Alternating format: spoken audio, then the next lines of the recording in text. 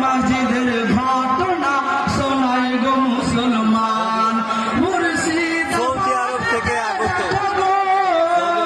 মুর্শিদাবাদে দেখো গো বাবরি মসজিদে শিলান্যাস।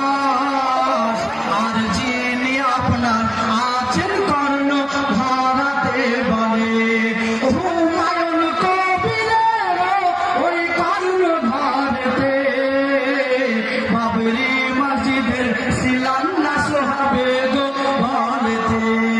হুমায়ুন কবিরের তত্ত্বাবধানে বাবরি মসজিদের শিলান্যাস হবে গো ভারতে। শোনাই শোনো সবে এক করুণ ঘটনা, শোনাতে চাই বাবরির